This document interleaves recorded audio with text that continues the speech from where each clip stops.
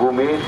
இந்த பூமியில தமிழகத்தில் ஆட்சி மாற்றம் நடக்க வேண்டும் என்றால் நீங்க நினைச்சா மட்டும்தான் நடக்கும். தயவு செய்து நீங்க நினைச்சா மட்டும்தான் நடக்கும்.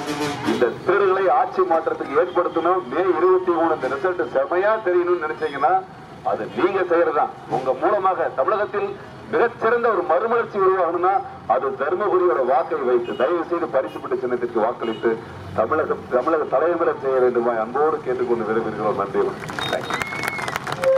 பண்ணி கொடுக்கணும். நீங்க எல்லாரும் அண்ணன் நம்பியா இருப்பீங்களா?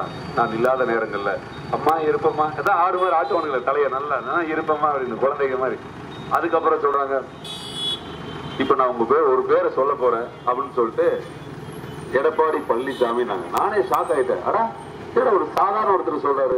அதனால சமீப காலத்துல நடந்த எல்லா விஷயத்திலையும் பார்க்கும்பொழுது இப்ப இருக்கக்கூடிய விஷயங்கள்ல தயவு செய்து ஒரு சாதியால நம்மளை பிரிச்சு மதத்தால பிரிக்கிற தீய சக்திகளுக்கு தயவு செய்து உங்க பொற்பாதங்களை தொட்டு வேண்டிக்கிற அதுக்கு இடம் கொடுக்குறேன்.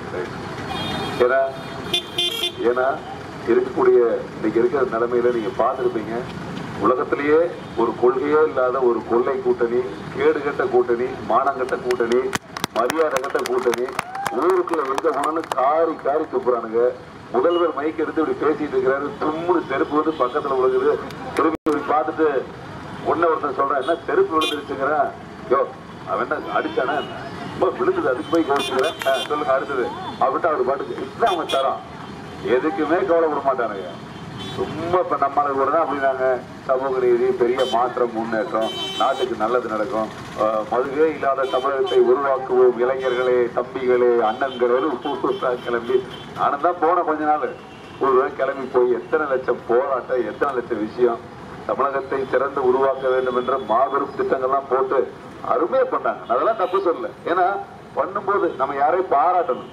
நான் அந்த காதல்ல போனேன். அதடா தமிழ்நாட்டுக்கு ஒரு நல்ல தலைவர் கிடைச்சிட மாட்டாரா? இந்த பூரா திருடர்களா இருக்காங்க. இப்பெல்லாம் அந்த மைக்கை பிடிச்சி ஏறதுக்கே வெக்கமா இருக்குது.